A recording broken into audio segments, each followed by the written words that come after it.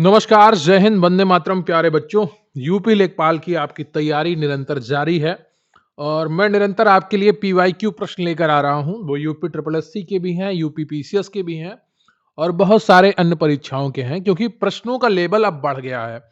तो विगत परीक्षाओं में जो प्रश्न पूछे जा रहे हैं उनको देखना और समझना भी नित्यंत अत्यंत आवश्यक है। तो उस आवश्यकता को पूरा करने के लिए मैं ये सीरीज लेकर आया हूं और ये आपके लिए बहुत ही लाभदायक रहने वाली है। आप निरंतर हमारे साथ बने हुए हैं और ये यकीन मानकर चलिए, आपका बहुत ही अच्छा जो प्रयास जारी है वो आपको सफलता के द्वार पर जरूर लेकर जाएगा। वीडियो को लाइक कर लीजिएगा, चैनल पर नए हैं चैनल को सब्सक्राइब कर लीजिएगा, क्योंकि प्रश्न यहीं से आएगा। आप पढ़ते रहेंगे आप मेरे साथ तो आपको यकीन आएगा।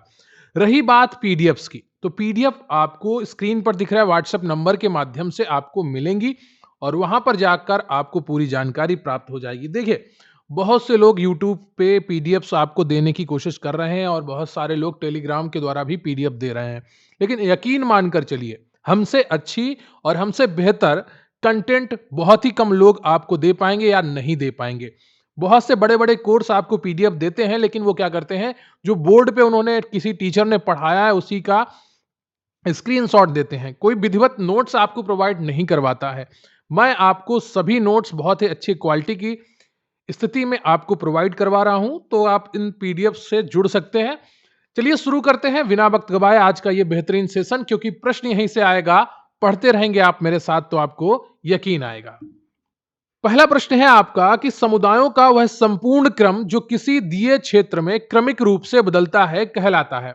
एमपीपीसीएस प्री 2025 का प्रश्न है। पारिस्थितिकी अनुक्रमण, क्रमक, चरम समुदाय, समांतर विकास। तो सही उत्तर है आपका ऑप्शन बी, क्रमक। समुदायों का वह संपूर्ण क्रम जो किसी दिए क्षेत्र में क्रमिक रूप से बदलता है क्रमक कहलाता है। किसी भी पारिस्थितिकी तंत्र या आवास में वनस्पति के एक समुदाय के दूसरे समुदाय द्वारा प्रतिस्थापन को अनुक्रमक कहते हैं, सक्सेशन कहते हैं, अनुक्रम कहते हैं, तथा इस तरह के परिवर्तन के क्रम को क्रमक कहते हैं। अथवा समुदाय का संपूर्ण क्रम जो दिए हुए क्षेत्र में सफलतापूर्वक परिवर्तित होता है उसे क्रमक कहते हैं। अगला प्रश्न है आपका कि पारिस्थितिकी तंत्र में हरे पादप क्या है। प्राथमिक उत्पादक है, प्राथमिक उपभोक्ता है, द्वितीय उपभोक्ता है या अपघटक है। सीजीपीएससी 2024 का प्रश्न है और सही उत्तर है आपका ऑप्शन ए। हरे पादप जो होते हैं ये प्राथमिक उत्पादक होते हैं। हरे पौधों को प्राथमिक उत्पादक कहा जाता है क्योंकि वे प्रकाश संश्लेषण के माध्यम से अपना भोजन स्वयं बनाते हैं। वे सूर्य का प्रकाश, पानी और कार्बन डाइऑक्साइड का उपयोग ग्लूकोज बनाने के लिए करते हैं, जो पौधों को ऊर्जा प्रदान करती है। यह प्रक्रिया पूरे पारिस्थितिकी तंत्र के लिए आवश्यक है क्योंकि यह खाद्य श्रृंखला के लिए नींव प्रदान करती है। अगला प्रश्न है कि निम्नलिखित कथनों में से कौन सा पारिस्थितिकी निकेत के बारे में सही नहीं है। ए है कि यदि किसी आवास में संसाधनों का समान वितरण होता है तो एकल प्रजाति का प्रभुत्व न्यूनतम होता है। दूसरा है पारिस्थितिकी निकेत में यदि संसाधन पर्याप्त हैं तो प्रजातियों की संख्या कम हो जाती है। तीसरा है प्रबल प्रजातियां विस्तृत एवं व्यापक पारिस्थितिकी निकेत को घेरती हैं। चौथा है प्राकृतिक पारिस्थितिकी तंत्र के पारिस्थितिकी निकेत में यदि संसाधन पर्याप्त हैं तो प्रजातियों की अधिक संख्या हो जाती है। यूपी पीसीएस प्री 2024 का प्रश्न है और सही उत्तर है आपका ऑप्शन बी, जो गलत है। पारिस्थितिकी निकेत में यदि संसाधन पर्याप्त हैं तो प्रजातियों की संख्या कम हो जाती है, गलत है। अब इसका थोड़ा व्याख्या देख लेते हैं। प्रकृति में अनेक प्रजातियां एक ही पर्यावास यानी कि हैबिटेट में पाई जाती हैं, परंतु उनके कार्य भिन्न भिन्न होते हैं। पर्यावास में किसी प्रजाति के कार्यात्मक लक्षण निकेत कहलाते हैं। किसी प्रजाति का पर्यावरण इसके पत्ते जहां वह रहता है के समान है, जबकि निकेत को इसके व्यवसाय के रूप में समझा जा सकता है। निकेत का तात्पर्य किसी प्रजाति के समस्त क्रियाकलापों और संबंधों के उस योग से है जिसके द्वारा यह प्रजाति अपनी उत्तरजीविता तथा जनन के लिए अपने पर्यावास के संसाधनों का उपयोग करती है। किसी पर्यावास में दो प्रजातियों का निकेत समान नहीं हो सकता है। यदि किसी आवास में संसाधनों का समान वितरण होता है तो एकल प्रजाति का प्रभुत्व न्यूनतम हो जाता है। अगला प्रश्न है आपका कि निम्नलिखित में से कौन सा जैविक अनुक्रम की प्रवस्थाओं का सही क्रम है। प्रवास, अस्थापना, प्रतिक्रिया, स्थिरीकरण, प्रवास, प्रतिक्रिया, स्थिरीकरण, अस्थापन, अस्थापन, प्रवास, प्रतिक्रिया, स्थिरीकरण। तो यूपी पीसीएस प्री 2024 का प्रश्न है और सही उत्तर है आपका ऑप्शन ए। प्रवास, अस्थापन और प्रतिक्रिया और स्थिरीकरण, ये बिल्कुल सही क्रम है। जैविक अनुक्रम निम्नलिखित प्रवस्थाओं में से होकर गुजरता है। नग्नीकरण, प्रवास, अस्थापन, प्रतिस्पर्धा, प्रतिक्रिया और स्थिरीकरण। किसी भी पारिस्थितिकी तंत्र या आवास में वनस्पति के एक समुदाय के दूसरे समुदाय द्वारा प्रतिस्थापन को अनुक्रम कहते हैं। क्लीमेट्स ने वनस्पति के अनुक्रमिक विकास में 5 प्रवस्थाओं का उल्लेख किया है, जो इस प्रकार है। विवस्त्रीकरण यानी कि सर्वप्रथम किसी भी प्रकार की वनस्पति से रहित नग्न क्षेत्र का निर्माण होता है। प्रवास, अन्य क्षेत्र से पौधों के बीजों आदि का आगमन होता है।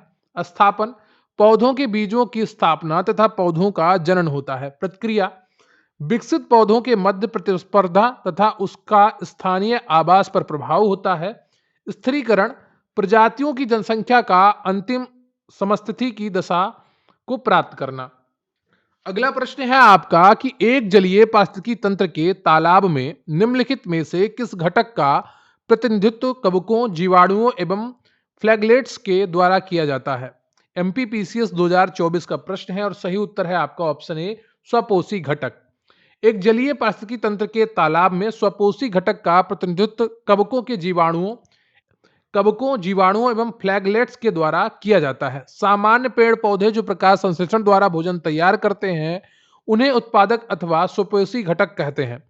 सागर की तली में पाए जाने वाले सूक्ष्म जीव भी इसी वर्ग में आते हैं। अगला प्रश्न है आपका कि स्थलीय पारिस्थितिकी तंत्र में हरे पौधे अपनी पत्तियों पर पड़ने वाले सूर्य के प्रकाश को अवशोषित करते हैं और इसे खाद्य ऊर्जा से परिवर्तित करते हैं। प्रकाश संश्लेषण की प्रक्रिया के लिए सभी हरे पौधों द्वारा अवशोषित और विकिरण का प्रतिशत लगभग कितना है? 1%, 5%, 8% या 10%? एनडीए एनए 2 एग्जाम 2023 का प्रश्न है। सही उत्तर है आपका 1%। अधिकांश सौर ऊर्जा प्रकाश संश्लेषण के लिए अनुपयुक्त तरंगदैर्घ्य पर होती है। पृथ्वी तक पहुंचने वाली 98 से 99% सौर ऊर्जा पत्तियों और अन्य सतहों से परावर्तित होती है और अन्य अणुओं द्वारा अवशोषित होती है, जो इसे गर्मी में बदल देती है। इस प्रकार केवल 1-2% सौर ऊर्जा पौधों द्वारा ग्रहण की जाती है। अगला प्रश्न है आपका कि निम्नलिखित में से कौन सा वृक्ष एक ऐसे कीट के साथ एक अद्वितीय संबंध को दर्शाता है जो इस वृक्ष के साथ सह विकसित हुआ और वह एकमात्र कीट है जो इस पेड़ को परागित कर सकता है? अंजीर, महुआ, चंदन, सेमल, सिल्क, कॉटन। हिमाचल पीसीएस 2023 का प्रश्न है। सही उत्तर है ऑप्शन ए, अंजीर। अंजीर का पेड़ एक ऐसे कीट के साथ एक अद्वितीय संबंध को दर्शाता है जो इस वृक्ष के साथ सह विकसित हुआ है तथा यह एकमात्र कीट है जो इस पेड़ को परागित कर सकती है। अगला प्रश्न है आपका कि निम्नलिखित में से कौन सा जैविक घटक है? मिट्टी, वायु, जंतु, जल। सही उत्तर है आपका ऑप्शन सी, जंतु। जंतु जैविक घटक के अंतर्गत आता है। इसके अतिरिक्त पौधे एवं वियोजक भी इसमें शामिल है, जबकि मिट्टी, वायु, जल तथा थल अजैविक घटक हैं। जैविक घटक के अंतर्गत समस्त जीव जंतुओं को सम्मिलित किया जाता है तथा अजैव घटक में भौतिक तत्वों को सम्मिलित किया जाता है। अगला प्रश्न है आपका कि निम्नलिखित में से कौन सा वृक्ष पर्यावरण के लिए खतरा है? केला, यूकेलिप्टस, बबूल, नीम। यूपी पीसीएस 2022 का प्रश्न है।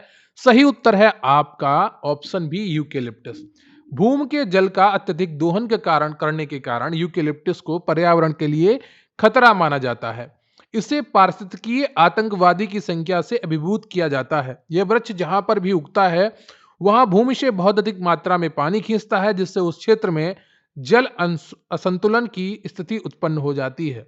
ऐसे वृक्षों को दलदली जमीन में लगाने से वहां का जो दलदल प्रकृति है वो कम हो सकती है। अगला प्रश्न है आपका कि निम्नलिखित में से कौन सा एक पारितंत्र इकोसिस्टम शब्द का सर्वोत्कृष्ट वर्णन है? आईएएस प्री 2015 का प्रश्न है और सही उत्तर है ऑप्शन सी, जीवों यानी कि ऑर्गेनिज्म्स का समुदाय और साथ ही वह पर्यावरण जिसमें वे रहते हैं। पारिस्थितिकी तंत्र या पारितंत्र शब्द का प्रयोग सर्वप्रथम एजी टॉन्सले ने सन 1935 में किया था। इनके अनुसार जीव मंडल के सभी संघटकों के समूह, जैविक एवं अजैविक घटक जो पारस्परिक क्रियाओं में सम्मिलित होते हैं, पारिस्थितिकी तंत्र कहलाते हैं। अगला प्रश्न है आपका कि पारितंत्र शब्द का प्रथम प्रयोग 1935 में किसके द्वारा किया गया था? टेलर, क्लार्क, टांसले या लिंडेमन? उत्तराखंड आरओ 2016 और यूपी पीसीएस 2006 का प्रश्न है। सही उत्तर है आपका सी, टांसले। अगला प्रश्न है आपका कि अपने ही वातावरण में एक जैव समुदाय जैसे तालाब, महासागर, वन, यहां तक कि एक जल जीवशाला भी को क्या कहा जाता है? जीवोम यानी कि बायोम, समुदाय, अजैव वातावरण, पारिस्थितिकी तंत्र। सीडीएस 2017 का प्रश्न है और सही उत्तर है आपका ऑप्शन डी। अपने ही वातावरण में एक जैव समुदाय जैसे तालाब, महासागर, वन, यहां तक कि एक जल जीवशाला को भी पारिस्थितिकी तंत्र कहा जाता है। सामान्य रूप से पारिस्थितिकी तंत्र में जीव मंडल के सभी संगठकों के समूह जो एक दूसरे से पारस्परिक क्रिया करते हैं को सम्मिलित किया जाता है। पारिस्थितिकी तंत्र शब्द का सर्वप्रथम प्रयोग एजी टांसले द्वारा सन 1935 में किया गया था। अगला प्रश्न है आपका कि पारिस्थितिकी होती है केवल पर्यावरणीय कारकों के कारण, पर्यावरण और पौधों के प्रभाव के कारण, पादव अनुकूलन के कारण, जीव तथा उनके पर्यावरण के बीच संबंध के कारण। हिमाचल पीसीएस 2011 का प्रश्न है। सही उत्तर है ऑप्शन डी। जीव तथा उनके पर्यावरण के बीच संबंध के कारण पारिस्थितिकी होती है। पारिस्थितिकी वह विज्ञान है जिसके अंतर्गत समस्त जीवों तथा भौतिक पर्यावरण के मध्य उनके अंतः संबंधों का अध्ययन किया जाता है। अगला प्रश्न है आपका कि पारिस्थितिकी निम्नलिखित के बीच पारस्परिक संबंधों का अध्ययन है।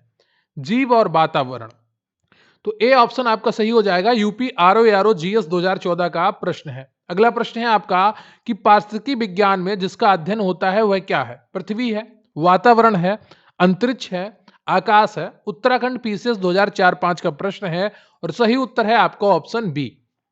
अगला प्रश्न है आपका कि निम्न में से कौन पारिस्थितिकी तंत्र के विषय में सही नहीं है? यूपी पीसीएस प्री 2015 और यूपीएस पीसीएस प्री जीएस 2014 का प्रश्न है। यह अजैविक एवं जैविक दोनों संगठकों से युक्त होता है, बिल्कुल सही है। इसकी अपनी स्वयं की उत्पादकता होती है। यह एक बंद तंत्र होता है। यह प्राकृतिक संसाधन तंत्र होता है। सही उत्तर है आपका ऑप्शन सी। यह एक बंद तंत्र नहीं होता है। पारिस्थितिकी तंत्र एक खुला तंत्र होता है, ओपन सिस्टम होता है, क्योंकि इसमें निरंतर ऊर्जा तथा पदार्थों का संचयन तथा बहिर्गमन होता रहता है। अगला प्रश्न है आपका कि पारिस्थितिकी संक्रमण अवधारणा का सर्वप्रथम प्रयोग किया गया। एल्टन द्वारा, बेनेट द्वारा, बर्केले द्वारा, रेडजेल द्वारा। यूपी पीसीएस 2020 का प्रश्न है और सही उत्तर है आपका ऑप्शन बी, बेनेट द्वारा। पारिस्थितिकी संक्रमण इकोलॉजिकल ट्रांसिशन अवधारणा का सर्वप्रथम प्रयोग बेनेट द्वारा 1976 में किया गया था। पारिस्थितिकी संक्रमण से तात्पर्य मानव और उसके भौतिक वातावरण के बीच संबंधों के अध्ययन से है। अगला प्रश्न है आपका कि निम्न में से किसने सर्वप्रथम गहन पारिस्थितिकी डीप इकोलॉजी शब्द का प्रयोग किया? यूपी पीसीएस 2014 का प्रश्न है और सही उत्तर है आपका ऑप्शन डी, अर्नीज नेस ने। गहन पारिस्थितिकी शब्द का प्रयोग सर्वप्रथम अर्नीज नेस ने किया। यह पर्यावरणवाद की एक ऐसी विचारधारा है जो प्राकृतिक पर्यावरण के संरक्षण के लिए क्रांतिक उपायों पर बल देती है। अगला प्रश्न है आपका कि मोनोक्लाइमैक्स एकल चरम सिद्धांत का प्रतिपादन किया था। यूपीपीएससी आरओ प्री 2021 का प्रश्न है। F E Clements, C C Park, D V Agar, S J Gold. बताइएगा कौन सा ऑप्शन आपका सही है। सही उत्तर है आपका ऑप्शन है एफ ई क्लेमेंट्स।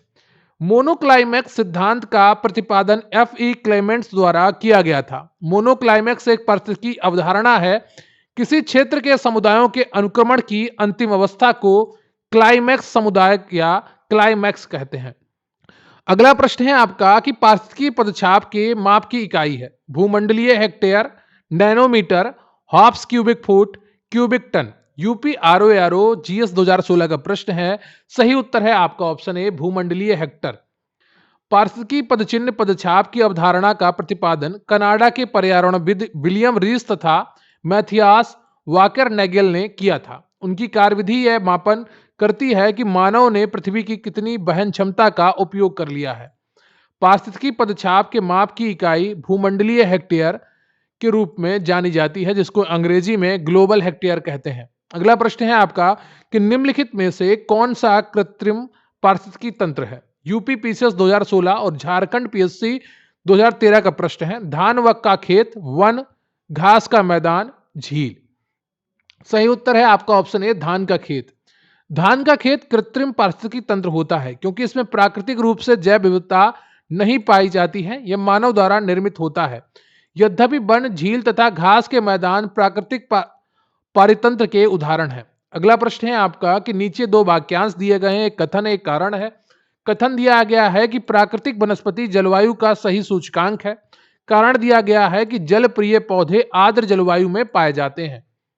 कौन सा ऑप्शन सही होगा ये आपसे पूछा गया है। यूपी पीसीएस 2009 और 2006 का प्रश्न है। सही उत्तर है आपका बी ऑप्शन। ए और आर दोनों सही है लेकिन स्पष्टीकरण सही नहीं है। प्राकृतिक वनस्पति जलवायु का सही सूचकांक है। वायुमंडल में वैश्विक तापमान से प्राकृतिक वनस्पति में भी परिवर्तन हो रहे हैं। जलप्रिय पौधे आर्द्र या दलदली भूमि में पाए जाते हैं। अगला प्रश्न है आपका कि समुदाय का संयोजन, संगठन व विकास का उसके पर्यावरण से संबंधों का अध्ययन है। इकोलॉजी, वैश्विक इकोलॉजी, विविधत अनुप्रयुक्त इकोलॉजी या समपारिस्थितिकी। यूपीपीएससी आश्रम पद्धति 2021 का प्रश्न है। सही उत्तर है आपका ऑप्शन डी, समपारिस्थितिकी। समुदाय का संयोजन, संगठन व विकास का उसके पर्यावरण से संबंधों का अध्ययन समपारिस्थितिकी कहलाता है। इसके अंतर्गत एक विशेष वातावरण में उपस्थित सभी प्रकार के जंतुओं तथा पादपों के समुदायों का सामूहिक तथा उनके वातावरण के मध्य अंतर संबंधों का विशेष अध्ययन किया जाता है। अगला प्रश्न है आपका कि निम्नलिखित में से कौन एक पारिस्थितिकी तंत्र की जैव विविधता की बढ़ोतरी के लिए उत्तरदायी नहीं है। यूपी पीसीएस प्री एग्जाम 2015 का प्रश्न है। पारिस्थितिकी तंत्र की उत्पादकता, मध्य व्यवधान, पारिस्थितिकी तंत्र की आयु, पोषण स्तरों की कम संख्या। सही उत्तर है आपका ऑप्शन डी, पोषण स्तरों की कम संख्या। अगला प्रश्न है आपका कि पारिस्थितिकी तंत्र के संदर्भ में निम्नलिखित कथनों पर विचार कीजिए। यूपीपीएससी आरओ प्री 2017 का प्रश्न है। स्वपोषी स्वपोषणज स्तर पर उत्पादन को प्राथमिक उत्पादकता कहा जाता है। द्वितीयक उत्पादकता का संदर्भ परपोषी यानी कि विषम पोषणज स्तर के उत्पादन से है। कौन से कथन सही हैं यह आपसे पूछा गया है। सही उत्तर है आपका ऑप्शन सी, दोनों कथन सही है। स्वपोषी स्तर पर उत्पादन को प्राथमिक उत्पादकता कहा जाता है जबकि परपोषी स्तर के उत्पादन को द्वितीयक उत्पादकता कहा जाता है। उल्लेखनीय है कि पारिस्थितिकी तंत्र में जैविक संगठकों को दो प्रमुख भागों में विभाजित किया जाता है, एक स्वपोषी होता है, दूसरा परपोषी होता है। स्वपोषित संगठन के अंतर्गत जो आते हैं वो पौधे होते हैं जो अपना स्वयं भोजन बनाते हैं, और परपोषी संगठन के अंतर्गत उन जीवों को सम्मिलित करते हैं जो स्वपोषी जीवों द्वारा निर्मित जैविक पदार्थों पर अपने भोजन के लिए निर्भर करते हैं। अगला प्रश्न है आपका कि नीचे दो कथन दिए गए हैं, एक अभिकथन है, दूसरा कारण है। अभिकथन कहता है कि पारिस्थितिकी तंत्र के विविध अवयव आपस में एक दूसरे पर निर्भर नहीं है। कारण दिया गया है कि मानव क्रियाओं से वातावरण प्रभावित होता है। यूपीपीएससी प्री 2021 का प्रश्न है और सही उत्तर कौन सा हो जाएगा आपको बताना है। सही उत्तर है आपका ऑप्शन डी, ए गलत है क्योंकि एक दूसरे पर निर्भर होते हैं। डी सही है क्योंकि मानव क्रियाओं का वातावरण पर प्रभाव पड़ता है। अगला प्रश्न है आपका कि निम्नलिखित में से कौन सा पारिस्थितिकी तंत्र के लिए सत्य है। यूपीपीएससी 2021 का प्रश्न है।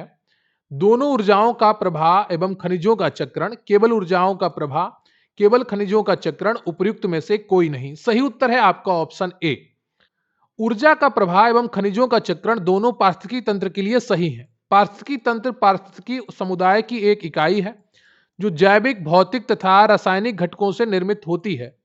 ऊर्जा परितंत्र में सौर विकिरण के रूप में प्रवेश करती है और उत्पादकों द्वारा खाद्य में परिवर्तित होती है। उत्पादकों से यह रासायनिक ऊर्जा खाद्य श्रृंखला के विभिन्न पोषण स्तरों में पहुंचती है। विभिन्न पोषण स्तरों पर खाद्य श्रृंखला में ऊर्जा का स्थानांतरण ऊर्जा की प्रवाह कहलाता है। तो जो पारिस्थितिकी तंत्र के कार्य प्रणाली के महत्वपूर्ण घटक हैं, खाद्य श्रृंखला एवं खाद्य जाल, ऊर्जा का प्रवाह, पदार्थ चक्रण, प्राथमिक एवं द्वितीयक उत्पादक, पारिस्थितिकी तंत्र का विकास और संचालन तथा संतुलन। अगला प्रश्न है आपका कि इकोसिस्टम का संबंध निम्न में से क्या सत्य है। यूपीपीसीएस प्री 2019 का प्रश्न है। सही उत्तर है आपका ऑप्शन सी, उत्पादक प्राथमिक उपभोक्ता से अधिक है। ठीक है, इकोसिस्टम में उत्पादक प्राथमिक उपभोक्ता से अधिक होते हैं। ऐसे जीव जो स्वयं अपना भोजन बना सकते हैं स्वपोषी अथवा प्राथमिक उत्पादक कहलाते हैं। इकोसिस्टम पारिस्थितिकी तंत्र या पारितंत्र का अर्थ उस अवधारणा या क्षेत्र से है जहां सभी जीव जंतु पौधे पादप आदि शामिल हैं। ये सभी जीव पर्यावरण में आपस में अंतःक्रिया करके एवं सामूहिक रूप से एक दूसरे पर आश्रित रहते हुए निवास स्थान एवं भोजन का आदान प्रदान करते हैं। कार्यात्मक दृष्टिकोण से जैविक घटकों को क्रमशः उत्पादक, उपभोक्ता और अपघटक श्रेणियों में विभक्त किया जाता है। अगला प्रश्न है आपका कि निम्नलिखित में से किस कार्य से पारिस्थितिकी संतुलन बिगड़ता है? लकड़ी काटना, सामाजिक वानिकी, वन महोत्सव, वनारोपण। यूपी आरओ प्री जीएस 2014 का प्रश्न है। सही उत्तर है ऑप्शन ए। वनोन्मूलन या पेड़ों के काटने से पारिस्थितिकी संतुलन बिगड़ता है, जबकि वनरोपण, सामाजिक वानिकी इत्यादि के कारक पारिस्थितिकी संतुलन को बनाए रखने में सहायक होते हैं। अगला प्रश्न है आपका कि पारिस्थितिकी संवेदी क्षेत्रों इको सेंसिटिव जोन के संदर्भ में निम्नलिखित में से कौन सा कथन सही है? पारिस्थितिकी संवेदी क्षेत्र में जिन्हें वन्य जीव संरक्षण अधिनियम 1972 के अधीन घोषित किया गया है। पारिस्थितिकी संवेदी क्षेत्र को घोषित करने का प्रयोजन है कि उन क्षेत्रों में केवल कृषि को छोड़कर सभी मानव क्रियाओं पर प्रतिबंध लगाना। आईएस प्री 2014 का प्रश्न है और सही उत्तर है आपका ऑप्शन डी, ना तो एक और ना ही दो।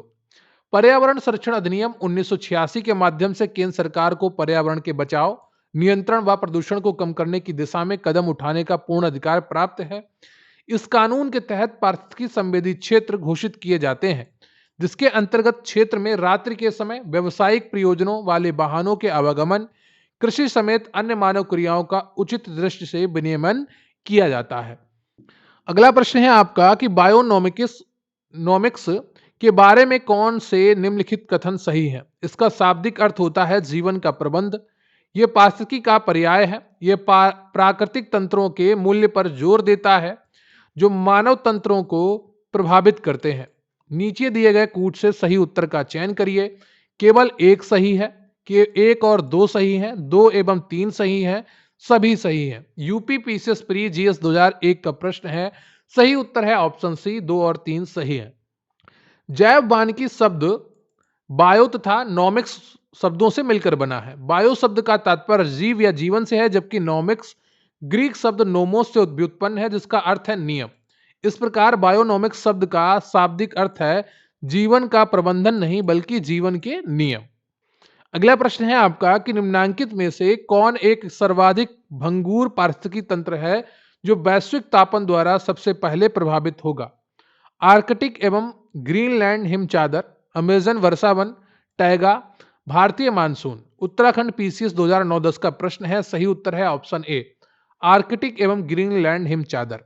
अमेजन वर्षावन, टैगा वन तथा भारतीय मानसून की अपेक्षा आर्कटिक एवं ग्रीनलैंड हिमचादर सर्वाधिक भंगुर पारिस्थितिकी तंत्र है जो वैश्विक तापन द्वारा सबसे पहले प्रभावित होता है। अगला प्रश्न है आपका कि झील पारिस्थितिकी में पोषक तत्वों के प्रचुरण की प्रक्रिया को क्या कहते हैं? यूपीपीएससी जीएस 2017 का प्रश्न है। सही उत्तर है आपका ऑप्शन डी, यूट्रोफिकेशन। जल में अजैविक एवं जैविक पोषक तत्वों के सांद्रण में वृद्धि को यूट्रोफिकेशन कहा जाता है। जल में पोषक तत्वों की अधिकता जीवों को प्रभावित करती है। यह प्रायः स्थिर जलाशय जैसे तालाब और झील आदि में होता है। फैक्ट्रियों के अपशिष्ट पदार्थ, बाहित जल तथा मलमूत्र आदि में कार्बनिक पदार्थ अधिक होते हैं, जो जल में पहुंचकर जल की उत्पादकता को बढ़ा देते हैं। अगला प्रश्न है आपका कि निम्नलिखित में से कौन सा एक पारिस्थितिकी तंत्र पृथ्वी के सर्वाधिक क्षेत्र में फैला हुआ है? मरुस्थलीय, घास के मैदान, पर्वतीय, सामुद्रिक। यूपी लोअर प्री स्पेशल 2002 का प्रश्न है। यूपी पीसीएस 2002 का प्रश्न है। सही उत्तर है आपका ऑप्शन डी, सामुद्रिक। सामुद्रिक पारिस्थितिकी तंत्र पृथ्वी के सर्वाधिक भाग पर फैला है। पृथ्वी जल और थल दो भागों में विभाजित है तथा जहां जल पृथ्वी के धरातल के 71% भाग पर विस्तारित है, वहीं पर 29% भूभाग पर थल है। अतः यह कहा जा सकता है कि सामुदायिक पारिस्थितिकी तंत्र पृथ्वी के सर्वाधिक भाग पर फैला है। अगला प्रश्न है आपका कि पृथ्वी का सर्वाधिक बृहद पारिस्थितिकी तंत्र निम्नलिखित में से कौन है? जलमंडल, जीवोम, स्थलमंडल, जैवमंडल। यूपी पीएससी आरओ प्री 2017 का प्रश्न है और सही उत्तर है आपका ऑप्शन डी, जैव मंडल। अगला प्रश्न है आपका कि पार्सकी निकेत की संकल्पना को प्रतिपादित किया था। ग्रिनेल्स ने, डार्विन ने, ईपी ओडम ने, सीसी पार्क ने। यूपी पीसीएस प्री जीएस 2005 का प्रश्न है, सही उत्तर है ऑप्शन ए, ग्रिनेल्स ने। 1917 में इन्होंने प्रतिपादित किया था। इन्होंने विभिन्न प्रकार की जातियों एवं उपजातियों के स्थानीय वितरण व्यवस्था को इसी के माध्यम से निरूपित किया था। अगला प्रश्न है आपका कि किसी जीव का पारिस्थितिकीय निकेत किससे संबंधित है? जीव के विशिष्ट प्राकृतिक वास से, अन्य जीवों के साथ सहजीवी संबंध से, विभिन्न परिस्थितियों में किसी जीव जाति की नानाविधि उपस्थिति से, सभी अन्य जीवों के साथ इनकी अनोन्य क्रिया से। सही उत्तर है आपका ऑप्शन ए, जीव के विशिष्ट प्राकृतिक वास से पारिस्थितिकीय निकेत संबंधित है। एक पारितंत्र निकेत में एक प्रजाति के लिए विशिष्ट कार्यात्मक भूमिका या प्राकृतिक वास या स्थान है। इस शब्द का प्रथम प्रयोग जोसेफ ग्रिनेल्स ने 1917 में किया था। प्रकृति में अनेक प्रजातियां एक ही पर्यावास में पाई जाती हैं, परंतु उनके कार्य भिन्न होते हैं। प्रजाति के कार्यात्मक लक्षण निकेत कहलाते हैं। अगला प्रश्न है आपका कि निम्नलिखित में से कौन सा एक पद केवल जीव द्वारा ग्रहण किए गए द्विस्थान का ही नहीं बल्कि जीवों के समुदाय में उसकी कार्यात्मक भूमिका का भी वर्णन करता है? संक्रामिका, इकोटोन, पारिस्थितिकी कर्मता, आवास, आवास क्षेत्र। सही उत्तर है आपका बी, पारिस्थितिकी कर्मता, इकोलॉजिकल निशे। पद केवल जीवों द्वारा ग्रहण किए गए दिक् स्थान का ही नहीं बल्कि जीवों के समुदाय में उसकी कार्यात्मक भूमिका का वर्णन करता है। पारिस्थितिकी निकेत या कर्मता या इकोलॉजिकल निशे। पारिस्थितिकी निकेत किसी प्रजाति के जीवन पद्धति की समग्रता है। इसके तहत उस प्रजाति के अधिवास तथा अन्य जैविक समुदाय से कार्यात्मक अंतर संबंध को शामिल किया जाता है। अगला प्रश्न है आपका कि पारिस्थितिकी तंत्र के जैविक घटकों में कौन उत्पादक घटक है? गाय, मोर, बाघ, हरे पौधे। यूपी पीसीएस प्री जीएस 2013 का प्रश्न है, सही उत्तर है ऑप्शन डी, हरे पौधे। पारिस्थितिकी तंत्र के जैविक घटकों में हरे पौधे उत्पादक घटक की श्रेणी के अंतर्गत आते हैं। हरे पौधे सूर्य के प्रकाश का उपयोग करके प्रकाश संश्लेषण की विधि द्वारा अपना आहार स्वयं निर्मित करते हैं। अगला प्रश्न है आपका कि निम्नलिखित में से पारिस्थितिकी तंत्र का कौन सा एक जैवीय संगठक नहीं है? वनस्पति, जीवाणु, जानवर, वायु। आरएएस आरटीएस प्री जीएस 2015 का प्रश्न है और सही उत्तर है ऑप्शन डी, वायु। वायु को अजैविक संगठक के अंतर्गत शामिल किया जाता है। जैविक घटकों में उत्पादक हरे पौधे, उपभोक्ता जंतु और अपघटक सूक्ष्मजीव आते हैं, जबकि अजैविक घटकों में अकार्बनिक पदार्थ, कार्बनिक पदार्थ और भौतिक कारक, तापमान, आर्द्रता, प्रकाश, वायुमंडलीय दाब आदि शामिल हैं। अगला प्रश्न है आपका कि निम्नलिखित में से कौन एक स्थलीय पारिस्थितिकी तंत्र का उपभाग नहीं है? पर्वत पारिस्थितिकी तंत्र, सागरीय पारिस्थितिकी तंत्र, निम्न स्थलीय पारिस्थितिकी तंत्र, अर्ध शुष्क पारिस्थितिकी तंत्र। यूपीपीएससी आरओ मेंस 2021 का प्रश्न है और सही उत्तर है आपका ऑप्शन बी, सागरीय पारिस्थितिकी तंत्र। अगला प्रश्न है आपका कि उष्णकटिबंधीय वर्षा वनों के संबंध में निम्नलिखित में से कौन से कथन सही है? 2021 का प्रश्न है, तो ये चारों कथन आपके सही हैं। उष्णकटिबंधीय वर्षा वनों की मृदा पूर्णतया अनुवर्र होती है, बिल्कुल सही है। वनस्पति सदापर्णी, जिसके कारण प्रकाश संश्लेषण प्रक्रिया वर्ष भर चलती रहती है, बिल्कुल सही है। उन्हें वृक्षों द्वारा आच्छादित परुस्थल के रूप में वर्णित किया गया है, यह भी सही है। वे अत्यधिक उत्पादक भूमि आधारित पारिस्थितिकी तंत्र हैं, यह भी सही है। तो यहां पर आपका ऑप्शन डी सही हो जाएगा। वृक्षों द्वारा आच्छादित मरुस्थल। उष्णकटिबंधीय वर्षा वनों को अक्सर वृक्षों द्वारा आच्छादित मरुस्थल कहा जाता है क्योंकि उनकी मिट्टी में पोषक तत्वों की कमी होती है जो मरुस्थल जैसी स्थिति को दर्शाता है। ठीक है। अगला प्रश्न है आपका कि निम्नलिखित में से किस पारिस्थितिकी तंत्र में पौधों का जैविक पदार्थ अधिकतम है? उष्णकटिबंधीय पतझड़ वन, उष्णकटिबंधीय वर्षा वन, शीतोष्ण पतझड़ वन, रेगिस्तानी झाड़ियां। यूपी पीसीएस जीएस 2017 का प्रश्न है, सही उत्तर है आपका ऑप्शन बी, उष्णकटिबंधीय वर्षा वन। उष्णकटिबंधीय वर्षा वन एक ऐसा क्षेत्र है जो भूमध्य रेखा के दक्षिण एवं उत्तर में लगभग 10 डिग्री अक्षांश के भीतर होता है। यह एशिया, अफ्रीका, दक्षिण अमेरिका, मध्य अमेरिका, मैक्सिको और प्रशांत द्वीपों पर पाए जाते हैं। धरती पर रहने वाले सभी पशुओं और प्रजातियों की आधी संख्या इन वर्षा वनों में रहती है। इन वनों में पौधों का जैविक पदार्थ अधिकतम होता है। अगला प्रश्न है आपका कि भारत के निम्नलिखित पारिस्थितिक क्षेत्रों में से कौन सा सही सुमेलित नहीं है। यूपी लोअर जीएस 2013 का प्रश्न है। दक्षिण पश्चिमी घाट आर्द्र वन सही है। तराई दुआर चौड़ी पट्टी वाले वन बिल्कुल सही है। कच्छ का रण घास के प्रदेश और पूर्वी दक्कन पठार आर्द्र वन, तो डी ऑप्शन आपका सही सुमेलित नहीं है। पूर्वी दक्कन पठार शुष्क सदाबहार वन के लिए जाना जाता है।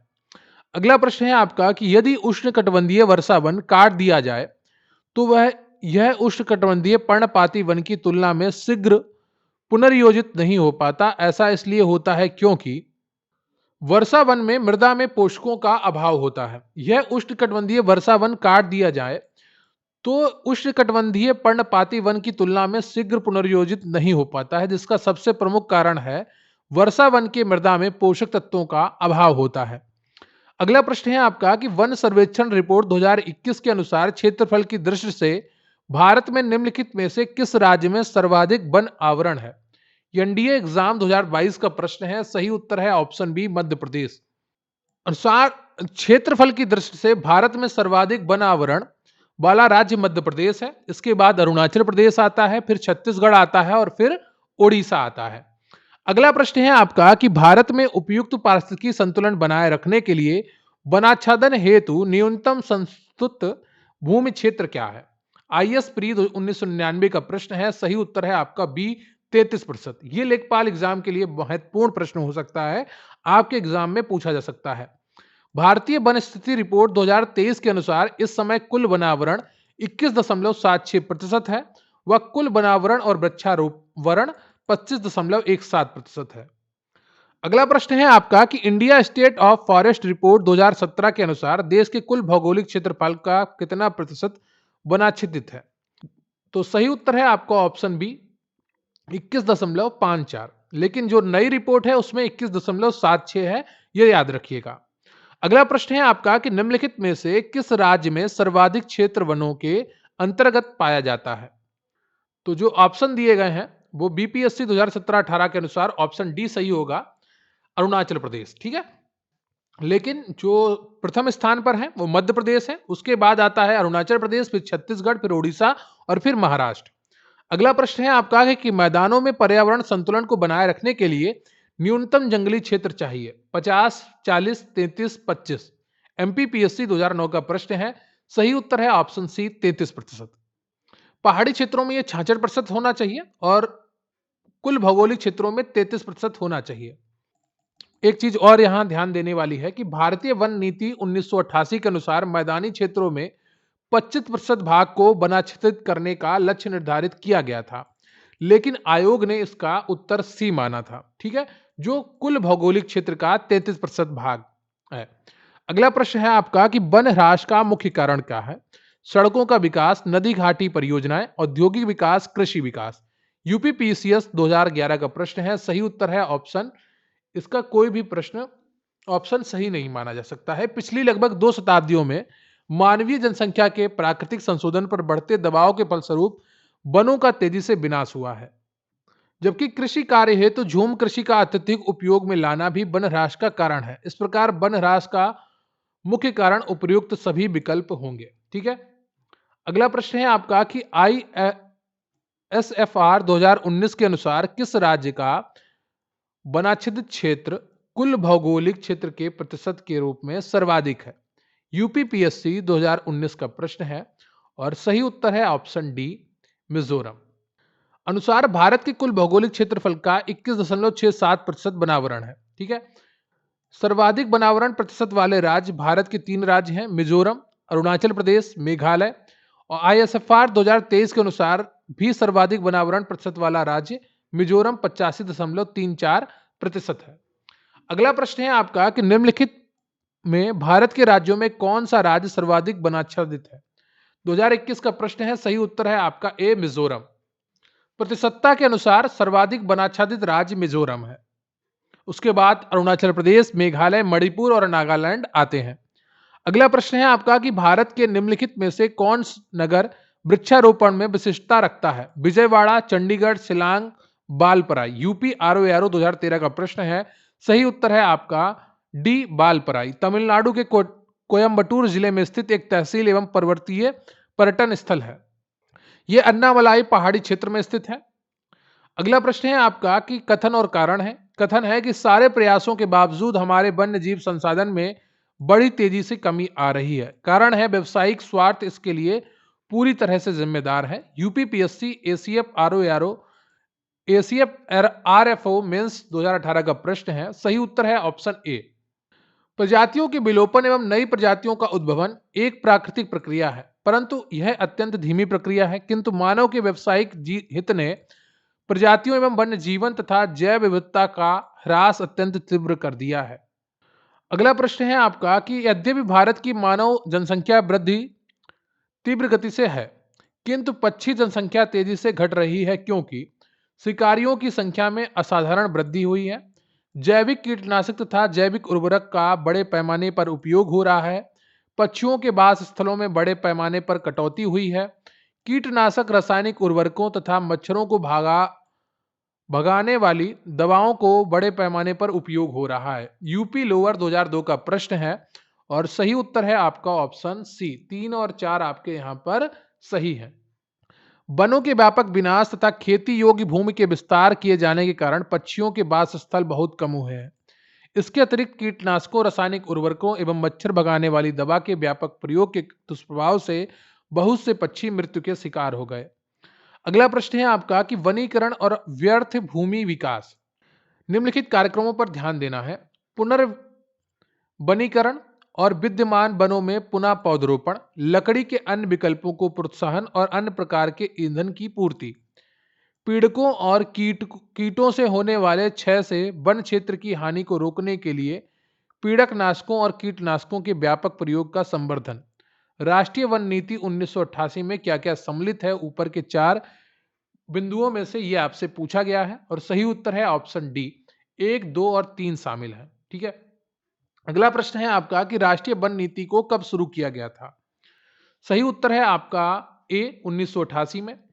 भारत की पहली राष्ट्रीय वन नीति 1994 में घोषित की गई थी, जबकि स्वतंत्र भारत में सर्वप्रथम राष्ट्रीय वन नीति वर्ष 1952 में लागू हुई थी। कालांतर में द्वितीय वन नीति शुरुआत वर्ष 1988 में की गई। राष्ट्रीय वन नीति 1988 का प्रमुख लक्ष्य पर्यावरण स्थिरता सुनिश्चित करना तथा वायुमंडलीय संतुलन, पारिस्थितिकी संतुलन का संरक्षित करना है। तो भारत की पहली राष्ट्रीय वन नीति 1894 में घोषित की गई थी अंग्रेजों के द्वारा और कालांतर में द्वितीय वन नीति की शुरुआत वर्ष 1988 में हुई थी। ठीक है, तो ए ऑप्शन आपकी यहां पर शुरू हो जाता है, सही हो जाता है। अगला प्रश्न है आपका कि 2018 अंतरराष्ट्रीय वन दिवस का विषय क्या है? देखिए, करंट के हिसाब से आपका अभी ये प्रश्न बहुत उपयोगी नहीं है, लेकिन इसका सही उत्तर है ऑप्शन सी, वन और जीवन। 2025 में अंतरराष्ट्रीय वन दिवस का विषय था वन और भोजन। तो ये आपके लिए इंपॉर्टेंट है, याद रखिएगा। 2025 में अंतरराष्ट्रीय वन दिवस का विषय था वन और भोजन। 2012 में संयुक्त राष्ट्र महासभा ने प्रतिवर्ष 21 मार्च को अंतरराष्ट्रीय वन दिवस मनाने की घोषणा की थी, यह भी ध्यान रखिएगा। अगला प्रश्न है आपका कि उत्तर प्रदेश में वन महोत्सव सप्ताह मनाया जाता है। सही उत्तर है ऑप्शन सी, 1 जुलाई से 7 जुलाई। इसकी शुरुआत 1950 में डॉक्टर के.एम. मुंशी तत्कालीन कृषि एवं खाद्य मंत्री ने की थी। अगला प्रश्न है आपका कि निम्न में से कौन कौन सा एक पारिस्थितिकी संतुलन बनाए रखने में मदद नहीं करता है? यूपीपीएससी आरओ 2013 का प्रश्न है। सही उत्तर है आपका ऑप्शन ए, वनों को काटना। अगला प्रश्न है आपका कि भारत में पारिस्थितिकी असंतुलन का निम्नलिखित में से कौन सा एक प्रमुख कारण है? वनोन्मूलन, मरुस्थलीकरण, बाढ़ एवं अकाल, वर्षा की परिवर्तनता, आरएस आरटीएस प्री जीएस 2012 का प्रश्न है और सही उत्तर है ऑप्शन ए, वनोन्मूलन। अगला प्रश्न है आपका कि भूमि पर रहने वाले पौधे और जानवर क्या कहलाते हैं? जैविक स्थलीय निवासी, अजैविक जलीय निवासी। यूपीपीसीएस 2024 का प्रश्न है और सही उत्तर है आपका बी, स्थलीय निवासी। भूमि पर रहने वाले पौधों और जानवर स्थलीय निवासी कहलाते हैं। स्थलीय आवास वह आवास है जो भूमि पर पाया जाता है, जैसे जंगल, घास के मैदान, रेगिस्तान, आर्द्र भूमि और मानव आवास आदि। अगला प्रश्न है आपका कि 2 निकटवर्ती और भिन्न पादप समुदायों के बीच की सीमा को घेर लेने वाले दखल करने वाले विविध प्रकार के प्राकृतिक वनस्पति के संक्रमण क्षेत्र को किस रूप से जाना जाता है? पारिस्थितिकी अनुक्रमण, संक्रमिका, पारिस्थितिकी नीचे या चरम अवस्था? सही उत्तर है आपका ऑप्शन बी, संक्रमिका, जिसको इकोटोन कहते हैं। अगला प्रश्न है आपका कि दो भिन्न समुदायों के बीच का संक्रांति क्षेत्र कहलाता है। यूपी पीसीएस 2012, आईएएस 2001 का प्रश्न है। सही उत्तर है ऑप्शन डी, इकोटोन। ठीक है, तो ये रहा आपका आज का टॉपिक पूरा, जिसमें आपने 65 पीवाईक्यू देखे हैं पारिस्थितिकी सिस्टम से जुड़े हुए। उम्मीद करता हूं आपको क्लास समझ में आई होगी और एक एक प्रश्न को आपने देखा होगा। देखिए, प्रश्न का लेवल थोड़ा ज्यादा कठिन लग रहा होगा आपको, लेकिन आपको पढ़ना पड़ेगा अगर आपका लक्ष्य है अच्छी तैयारी करने का और कंटेंट आपके लिए लगातार निरंतर अच्छा लाने का प्रयास किया जा रहा है और आपकी तैयारी भी उसी प्रकार से अच्छी होती जाएगी जब लगातार आप रिवीजन करते रहेंगे। मेन फोकस आपका रिवीजन पर होना चाहिए। हमारा भी लक्ष्य है आपका बार बार रिवीजन कराया जाए। एक ही चीज को जब आप बार बार पढ़ेंगे, एक ही वीडियो को जब आप बार बार देखेंगे, निश्चित रूप से चीजें आपके दिमाग में सेट होने लगेंगी, व्यवस्थित होने लगेंगी और एग्जाम हॉल में जब आप बैठे होंगे तो सब आपको आ रहा होगा। यही कॉन्फिडेंस आपको सफलता दिलाएगा। वीडियो को लाइक कर लीजिएगा, चैनल पर नए हैं चैनल को सब्सक्राइब कर लीजिएगा, अपने दोस्तों के साथ शेयर करिएगा, कमेंट करके बताइएगा कि आपको ये वीडियो कैसा लगा। आपके कमेंट हमें बहुत ही हेल्पफुल लगते हैं और हमें भी मोटिवेट करते हैं आपके लिए अच्छे से अच्छा कंटेंट लाने के लिए। रही बात पीडीएफ की, तो स्क्रीन पर आपको व्हाट्सएप नंबर दिख रहा है, उस पर आप मैसेज करके पीडीएफ प्राप्त कर सकते हैं। सारी पीडीएफ आपको जैसी स्क्रीन पर दिख रही हैं इसी क्वालिटी पर मिलने वाली हैं। कोई भी क्वालिटी के साथ समझौता नहीं किया जाएगा। तो मिलते हैं फिर किसी अन्य वीडियो में, तब तक के लिए जय हिंद, जय भारत।